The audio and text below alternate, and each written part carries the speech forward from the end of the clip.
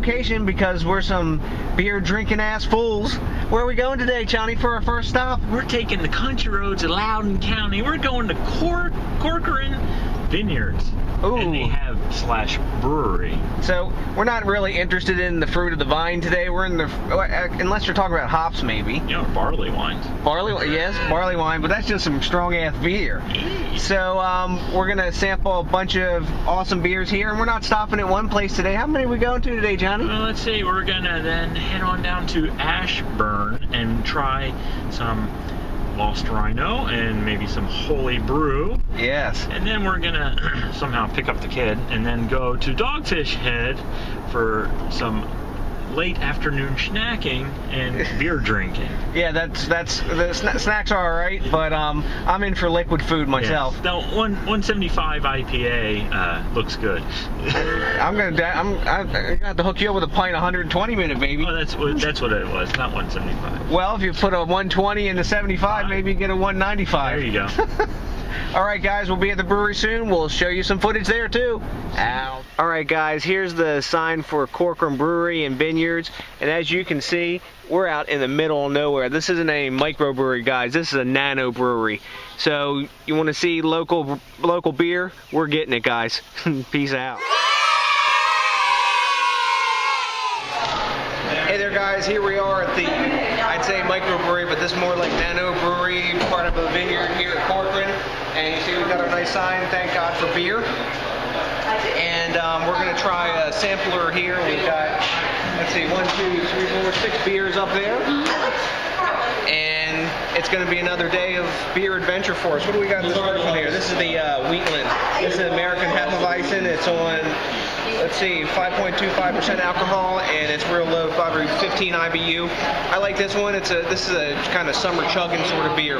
Not real big bodied, not super high flavor like some of the German Hefeweizens are, but pretty darn good. I'm going to give this myself like about a B+. How about you, Johnny? Yeah, I would give it a B+ as well. Very light, nice. I can chug the sample down real fast. I think I will. First under those wine tea boxes. Awesome. Next up, who knows? All right, here we go. We're back. We got the Peaville. Now, not necessarily means that this is pure pea, but, you know, it's named for Percival, which is right down the road. American Pale Ale, about 5.4% alcohol by volume, 38 IBUs. A little bit of grassiness, very dry finish to beer. Nice. It's low carbonation on this one. Not really, how do you say, overwhelming in the mouth. A little bit of a bitter aftertaste. For me, it's good, but, you know, session beer, I give it a B-. I've had other American Pale Ales that, you know, a little bit better. But, you know, otherwise, I definitely will finish this. Yeah, I'd drink it again, too. I'm going to give him a B, I think. Yeah. So, but good beer, well balanced. It's a real good example of an East Coast American Pale Ale. A lot of caramel in it. There you go. Finish that off, man. We'll go for the next one. Yeah, we got more. And next up, who knows? Hey there, guys. We're back. What do we got this time? We got Corky's Red. It's a traditional Irish red, really close to the style, like well held to the traditional Irish red style. It's 5.5% alcohol by volume and 20 IBU. It's actually, I can feel the bitterness a little bit more. I don't know about Johnny, but I feel the bitterness more than 20 in it, which is good because usually reds have too much malt and sweetness in them, and this would be awesome in black and tans. Maybe make a black and tan with an IPA or something, yeah, real punch in the face. But overall, I'm going to give this one a B. It's pretty good, and you could chug. This is a really solid session beer. That's what I'm going to call this one. So, anyways, I'm going to get a B. How about you, Johnny? I give it a B as well. You know, medium to light, you know, feel in the mouth. You know, to me, yeah, not overly hoppy. It's very nice. The bitterness I don't taste compared to the American Pale Ale we just had. So definitely a little lighter on that. But yeah, I would definitely drink this again. Looks like time to finish this off and hit the next one. Sounds good. All right, here we are. We're doing Hops the Bunny. This is India Pale Ale, 6% ABV, 67 IBUs. Nice floral. I get a lot of floral smells coming out of this.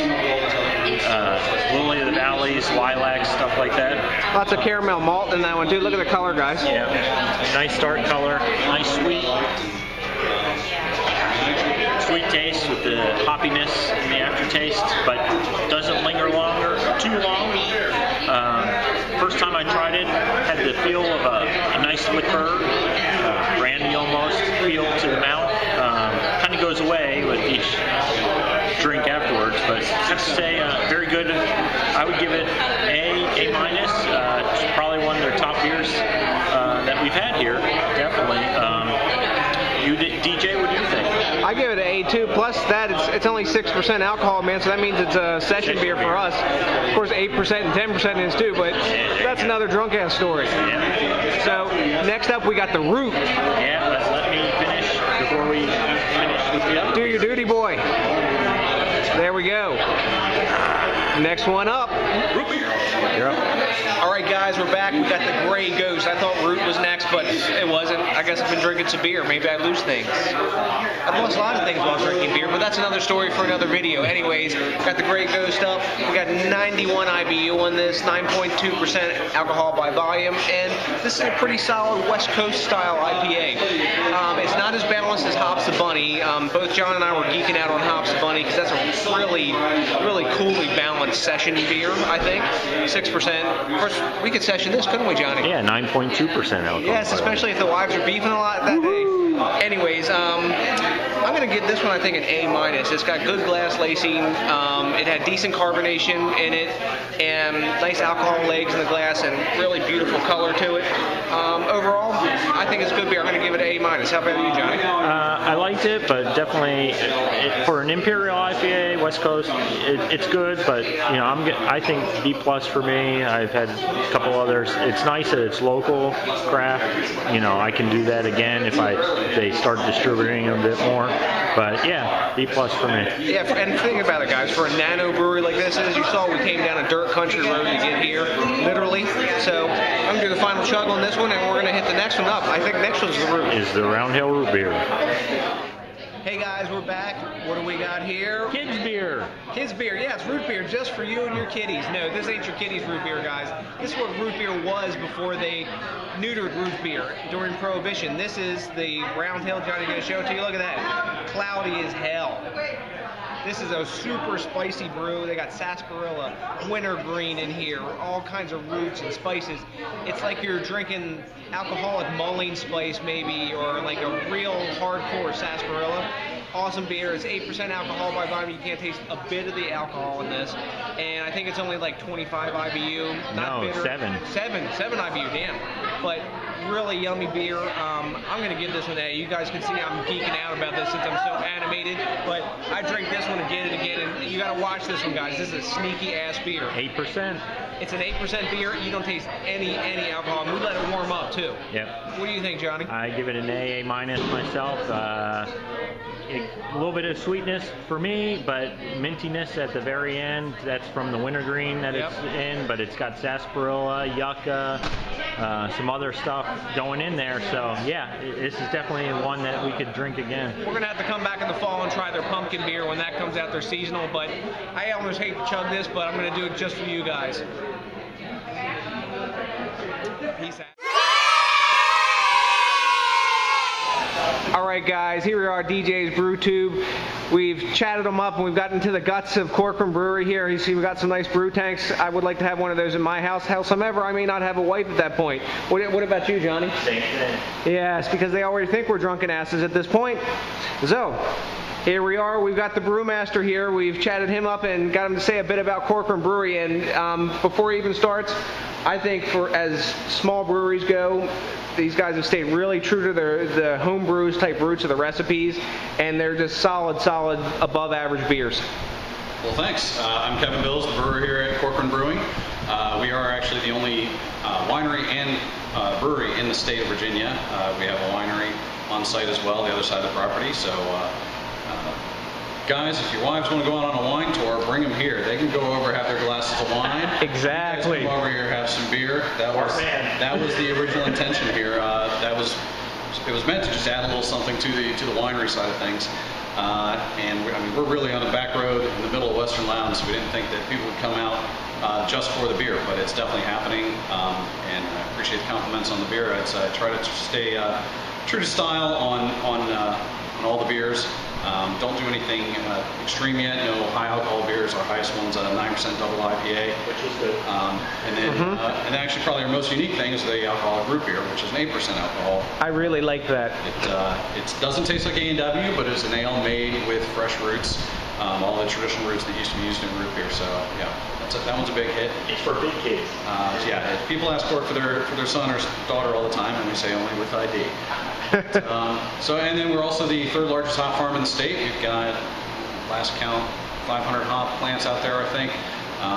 It's only their second year for some of them, first year for some, so they're not producing anything yet, but it should be a sight to see in a year or two, hopefully, and they'll start using those as well. We're still pretty small, 3.5 barrel system, but I've got a couple of jacketed 7-barrel fermenters, so starting to crank out more. We've got 6 beers on tap at any time.